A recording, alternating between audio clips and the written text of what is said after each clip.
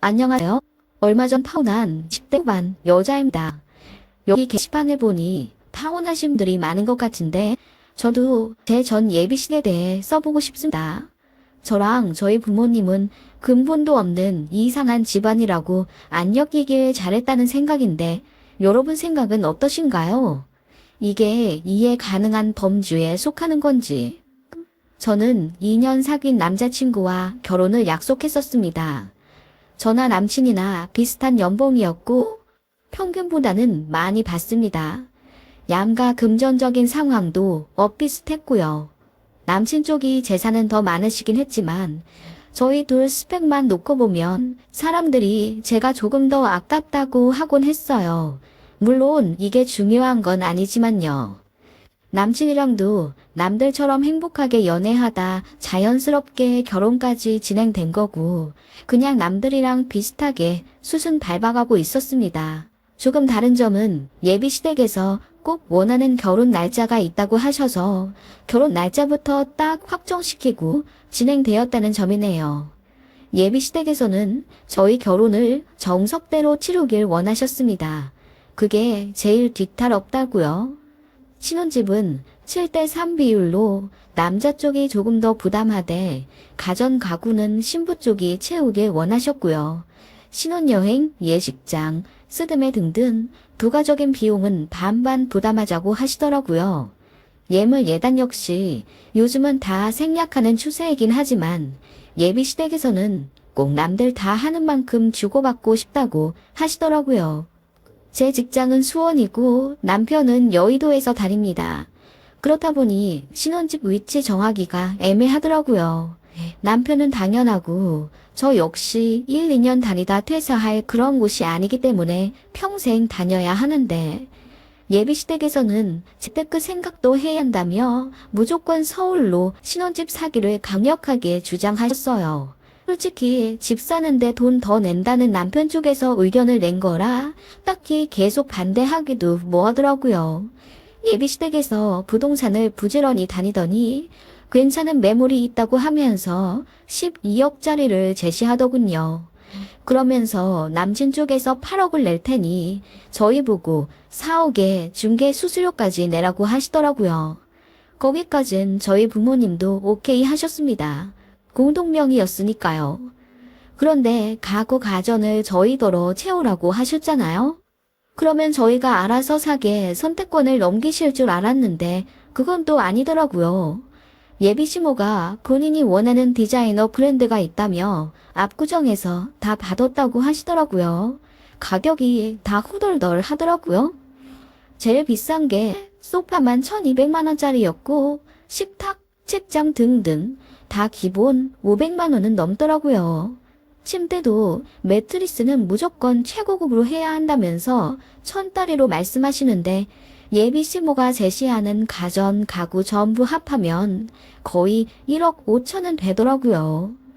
저희 집이요? 당연히 불쾌했죠.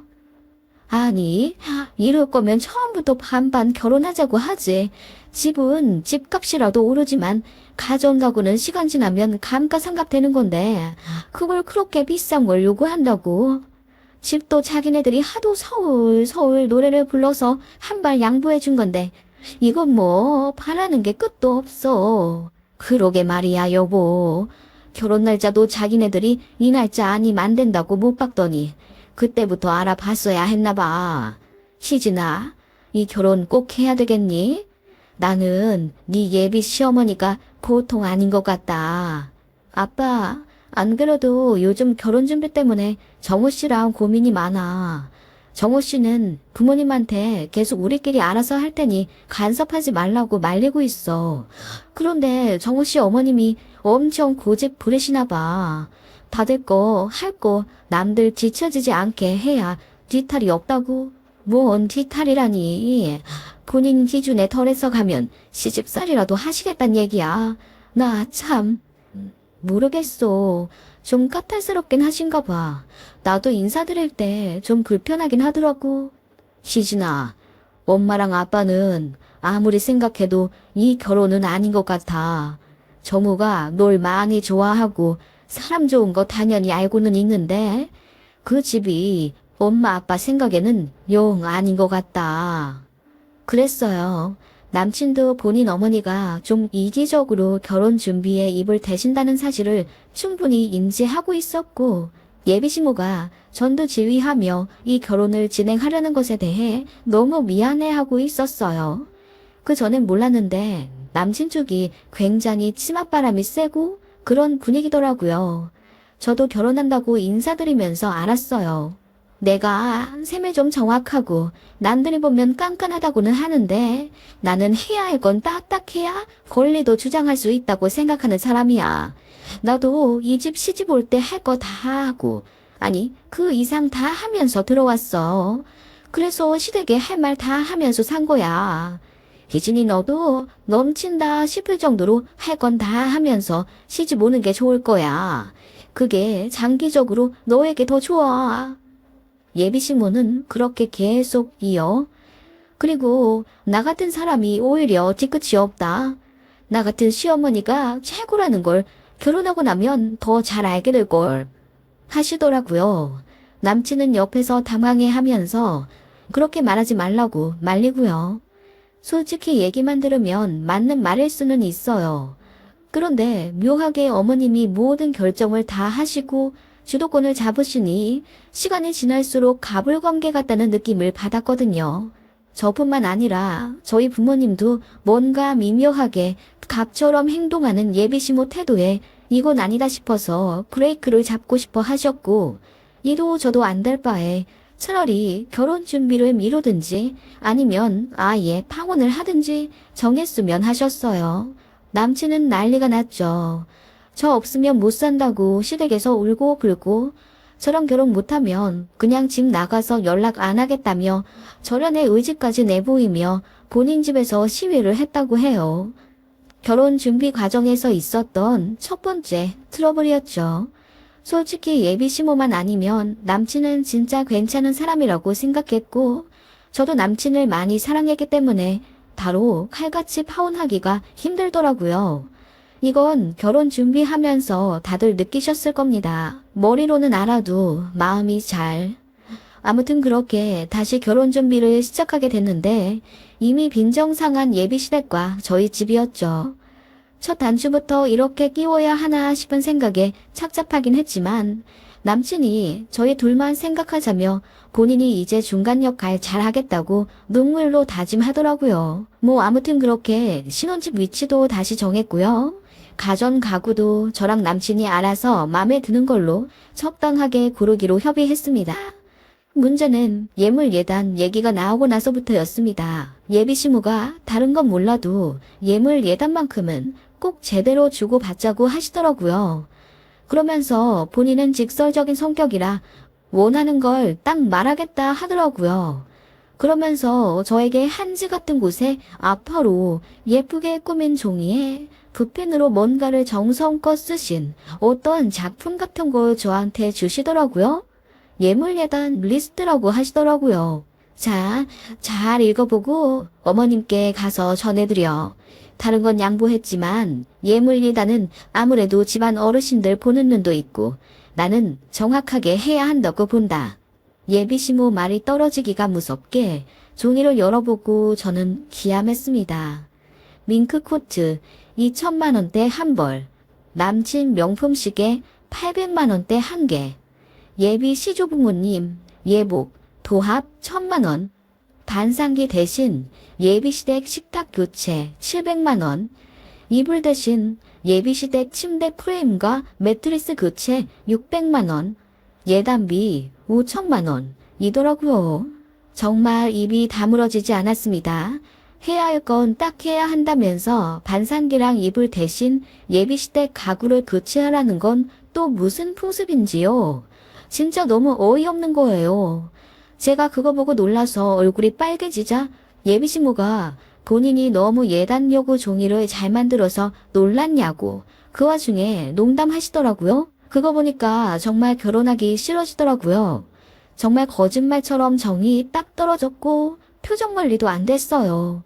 남친은 바로 눈치채고 무슨 예물 예단을 이렇게 과하게 하시냐고 막 대들더라고요. 그 바람에 예비 시부모님이랑 남친 부모님은 또 험악해지고 저희 집도 없는 집은 아니지만 그렇다고 해서 엄청 부자는 또 아니거든요.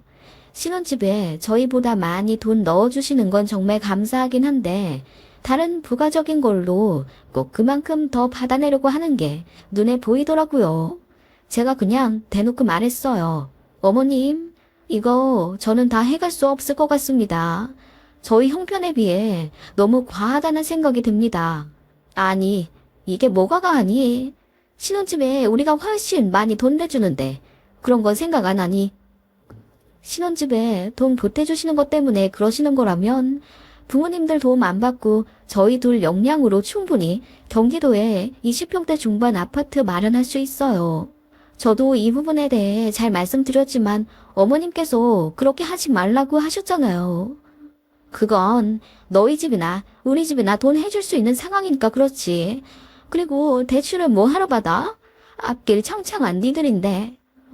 그런데 어머님, 이 예물예단 다 하려면 대출 받아야 할지도 몰라요. 앞길 창창한 저희인데 신부가 대출 낀 채로 결혼하는 건 어머님도 원치 않으시잖아요. 제가 차분하게 그러나 뼈가 느껴지는 말을 하자 예비 신부가 얼굴이 울그락불그락한 채 아무 말 못하시더라고요. 그때 옆에서 지켜보며 아무 말 안 하던 예비 신우가 한마디 하더라고요. 그러면 밍크코트는 빼요. 어차피 저희 시어머니 그런 거 별로 안 좋아하시는 것 같더라고요. 한정 애호가시잖아요. 그 말에 예비 신부가 제 눈치를 보며 하들짝 놀라시더니 작은 목소리로 예비 신우에게 속삭이시더라고요. 뭐? 아무리 그래도 밍크코트는 하나 해가야지. 판사 사모님이신데? 됐어요. 괜히 그런 거 해갔다가 말만 들을 것 같아. 그냥 예단비 5천이랑 시계만 좀 해주고 식탁이랑 침대는 우리가 다시 알아보고 다운그레이드 할게. 대체 이게 뭔 대화인지 통감이 안 잡히더라고요. 그게 무슨 말씀이세요? 판사 사모님이라뇨? 아, 우리 결혼할 남친 아버지가 판사시잖아요. 그래서... 예, 무슨 말을 하는 거야? 예비 신부가 급하게 예비 신우 입을 막으며 빨리 자리 뜨라고 눈치를 주더군요. 그 말에 저는 대강 눈치를 챘죠.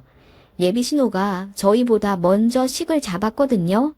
같은 연도에 겹쳐서 결혼하면 안 된다고 예비 신부가 급하게 저희 결혼을 그 전으로 잡으신 거고요. 그래서 결혼 날짜를 먼저 정하게 된 것까지는 알았는데 예비 신부랑 신우 하는 얘기를 들어보니 어째 상황이 말도 안 되게 돌아가는 것 같더라고요. 혹시 제가 정호 씨네 드리는 예물 예단을 정희 씨가 가져가시는 거예요? 가져가다니 어떻게 그렇게 말을 하니? 예비 신부는 난감한 듯 얼굴이 빨개지시며 아무 말 못하시다가 이내 큰 소리로 언성 높여 말하시더라고요. 그래, 희진이 네가 오해할까봐 그냥 사실대로 말아마. 차라리 그게 뒤탈 없이 깔끔한 것 같아. 정희 결혼하는 거 알지? 같은 애는 아니지만 너희 결혼이랑 겨우 4개월 차이잖아. 네, 알죠 어머님. 정희네 집안이 법 쪽의 집안이야. 시아버지 될 사람이 판사로 현직에 계시고 아무튼 그 집이랑 결혼시키다 보니 우리도 많이 휘청해. 정우는 아들이니 당연히 우리 힘 닿는 만큼 해줄 생각이긴 했는데 정인의 시댁도 맞춰주다 보니 간당간당하네. 그래서 말인데 어차피 희진이 네가 예물예단으로 가져오면 우리 것 아니겠니? 괜히 꼬아서 생각하지 말고 융통성 있게 생각해보자 우리. 예비 신부는 제 앞으로 바짝 다가오며 제 손을 잡고 말하시더군요. 희진이 네가 예물예단 해오는 거 정인의 시댁에 갖다 주려고. 식탁이랑 침대는 신혼집에 넣을 거고. 그래서 말인데 어차피 정희도 네 가족 되는데 축의금 쪽으로 생각해서 좀 다 해와주면 안 되겠니? 네? 어머님, 그게 무슨 말씀이세요? 너무 경악스러운 상황이었고 더 놀라운 건 남친은 이 사실을 알고 있었던 모양이더라고요. 그게 더 배신감 느껴지더라고요. 희진아, 공부도 잘하고 좋은 직장 들어간 거 다 네가 머리 좋아서라고 생각해. 괜히 감정 섞어 생각하지 말고 딱 흐름만 생각해봐, 흐름만. 네가 예물 예단을 해왔다는 사실은 변함이 없는 거야. 응? 예비신부는 예전에도 느꼈지만 말을 정말 잘하셨어요. 이번에도 마치 혀에 기름이라도 바른 듯 설득력 있게 헛소리를 하시더라고요. 그 자리에서 바로 일어났습니다.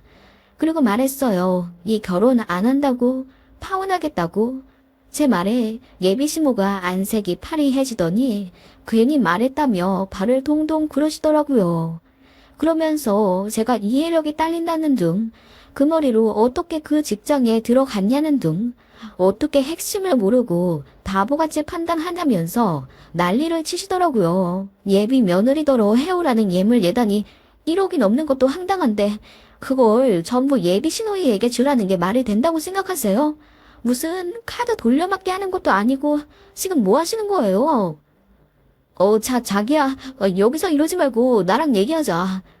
제가 참다 못해 예비 신모에게 큰 소리로 따져대자 남친이 당황하며 저를 급하게 밖으로 이끌었습니다. 남친에게 다 말했죠. 너네 집 너무 이상한 것 같다고. 결혼하기로 했던 거 없던 일로 하자고 했더니 안절부절 못하면서 일주일만 시간 주면 안 되겠냐는 거예요. 일주일만 시간을 주면 본인이 본인 어머니랑 조율 다시 잘 해보겠다고. 웃기지도 않더라고요. 평생을 본인 어머니 컨트롤 못하고 본인도 어머니 치맛자락에 이리 휘둘리고 저리 휘둘리고 살았으면서 일주일 안에 뭘 어떻게 하겠다는 건가요? 제가 코웃음 치며 그 집을 나왔습니다. 오히려 속 후련하더라고요. 예식장이며 이것저것 제대로 잡기 전에 시원하게 파혼하니 오히려 잘 됐다는 생각도 들고요. 그동안 마음고생했던 거 생각하면 괜히 시간만 아까워요. 저희 부모님은 제가 예비시댁에서 들었던 얘기를 전해 들으시고는 뭐 그런 상놈의 집안이 다 있냐며 진짜 제 말대로 카드 돌려막기도 아니고 결혼 돌려막기 하고 앉았냐면서 웃으시더라고요. 어떻게 제가 해온 예물예단을 그대로 신호의 예비시댁에 예물예단으로 써먹을 생각을 하는 건지. 그리고 무엇보다 놀라운 것은 가스라이팅하며 저를 세뇌시키고 조종하려는 예비신모의 엄경과 태도였습니다. 중간에서 바보같이 구는 전 남친도 참 황당했고요. 아무튼 그렇게 파혼했습니다. 여러분은 이게 이해가 가시나요?